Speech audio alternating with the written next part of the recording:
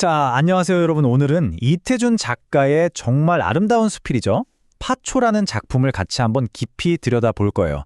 작가가 세상을 얼마나 섬세한 눈으로 바라보는지 그걸 따라가다 보면 우리 삶에서 진짜 소중한 게 뭔지 다시 생각해 보게 되는 아주 멋진 글입니다. 오늘 우리가 어떤 순서로 이 작품을 살펴볼지 한번 볼까요? 먼저 이 작품의 장르인 수필이 도대체 어떤 글인지 간단하게 알아볼 거고요. 그리고 본문으로 들어가서 글쓴이에게 파초가 얼마나 소중한 존재인지 느껴볼 겁니다. 그 다음이 중요한데 바로 글쓴이와 앞집 사람의 서로 다른 시선을 비교 분석해 볼 거고요. 이를 통해 글쓴이가 결국 어떤 가치를 지키려고 하는지 확인하고 마지막으로 다 같이 내용 정리하면서 마무리하겠습니다. 자, 그럼 본격적으로 시작해 볼까요? 우리가 오늘 만날 파초는 수필이라는 장르의 글이에요. 여러분, 수필이 어떤 글이라고 알고 있나요? 네, 맞아요. 수필이라는 건요, 작가가 어떤 정해진 형식에 얽매이지 않고 자신의 경험이나 생각, 가치관 같은 것들을 아주 솔직하고 자유롭게 써내려간 글을 말해요.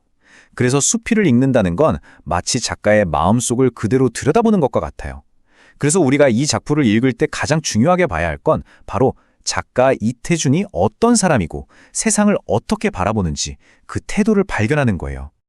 자, 그럼 이 수필의 진짜 주인공, 글쓴이가 정말 아끼고 사랑하는 바로 그 파초를 만나러 가볼까요? 글쓴이는 이 파초를 과연 어떻게 대하고 있을까요? 글쓴이는 그냥 파초를 뜰에 툭 심어놓은 게 아니에요. 보세요. 소선지, 생선 씻은물, 깻묵, 와, 이런 특별한 거름까지 일일이 챙겨주면서 정말 지극정성으로 돌봅니다. 그 정성 덕분에 이 파초가 동네에서 제일 크고 멋진 파초로 자라나는 거죠. 여기서 벌써 글쓴이의 애정이 팍팍 느껴지지 않나요? 아니 도대체 왜 이렇게까지 파초를 아끼는 걸까요? 바로 이 파초가 글쓴이에게 아주 특별한 기쁨을 주기 때문이에요. 푹푹 찌는 한여름, 생각만 해도 덥죠? 그럴 때 시원한 그늘을 만들어주고요. 또 비 오는 날에는 넓은 잎사귀에 투둑투둑 떨어지는 빗소리가 그렇게 운치가 있대요. 그리고 저 이국적인 모습은 마치 남쪽 나라에 와 있는 듯한 그런 설렘까지 주고요. 자, 그리고 이 부분, 이 표현은 정말 밑줄 쫙 그어야 해요. 너무 아름답지 않아요? 파초잎에 빗방울이 부딪히는 소리를 듣고 있는 거잖아요. 이건 청각이죠. 그런데 그걸 느끼기는 마치 내 가슴에 비가 내리는 듯한 서늘함, 즉 촉각으로 느끼고 있어요. 이렇게 하나의 감각을 다른 감각으로 바꿔서 표현하는 걸 우리가 공감각적 표현이라고 하죠. 바로 이게 글쓴이가 파초와 정신적으로 깊이 교감하고 있다는 아주 강력한 증거예요. 그런데 이렇게 파초를 보면서 평화로운 시간을 보내고 있던 글쓴이에게 불청객이라고 해야 할까요? 한 사람이 찾아옵니다. 바로 앞집 사람이죠. 이 사람의 등장이 이제 이 작품의 핵심 갈등을 만들어내는 거예요. 자, 이 표를 보면 두 사람의 생각이 얼마나 다른지 한눈에 딱 들어오죠. 글쓴이에게 파초는 뭐예요? 그렇죠. 아름다움을 느끼고 위로를 받는 값을 매길 수 없는 정신적 가치의 대상이에요. 그런데 앞집 사람한테는요, 그냥 5원짜리 돈, 그리고 비마가 주는 차양의 재료, 딱 그 이상도 이하도 아닌 물질적 가치, 즉 도구일 뿐인 거죠. 같은 파초를 보면서도 전혀 다른 세상을 보고 있는 거예요. 앞집 사람의 논리는 사실 들어보면 굉장히 현실적이에요. 아니 어차피 꽃 폈으니까 곧 죽을 거 아닙니까? 그걸 그냥 썩게 놔두지 말고 지금 팔면 5원이나 받는데 그 돈으로 차라리 비나 막는 차양을 다는 게 훨씬 이득이죠. 어때요? 앞집 사람 입장에서는 이게 되게 합리적인 생각인 거예요. 자, 이렇게 아주 현실적이고 어떻게 보면 솔깃한 제안 앞에서 글쓴이는 과연 어떤 선택을 할까요? 글쓴이의 고민과 선택의 이 작품의 주제가 고스란히 담겨 있습니다. 같이 한번 보시죠.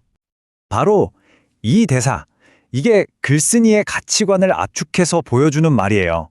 앞집 사람은 죽으니까 쓸모없다고 봤는데 글쓴이는 아름다운 꽃을 피웠으니 죽어도 괜찮다.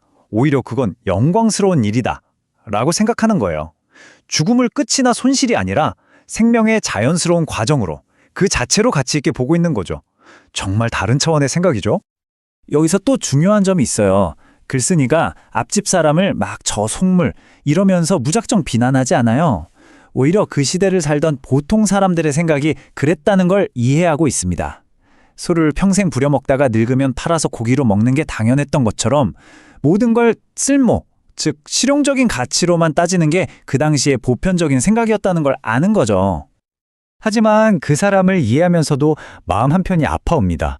내 눈이 뜨거웠다. 이 표현에 정말 여러 가지 감정이 담겨 있어요. 파추의 진짜 아름다움을 보지 못하는 저 사람이 참 안타깝다 하는 연민의 마음도 있고요.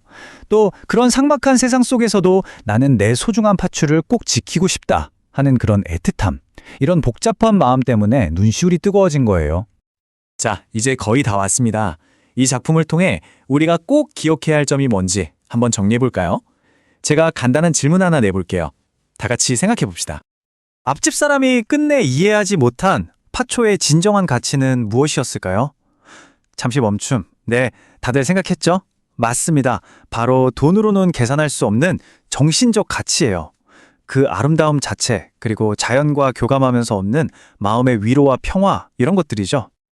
오늘 수업은 여기서 마치겠지만 이 질문들은 여러분 마음속에 좀 담아갔으면 좋겠어요. 모든 걸 돈과 쓸모로만 따지는 세상 속에서 여러분에게는 파초처럼 소중한 돈으로 살 수 없는 가치가 무엇인가요? 여러분의 파초는 무엇인가요? 또 우리는 평소에 우리 주변의 것들을 어떤 눈으로 보고 있을까요? 한 번쯤 깊이 생각해보는 계기가 되었으면 좋겠습니다.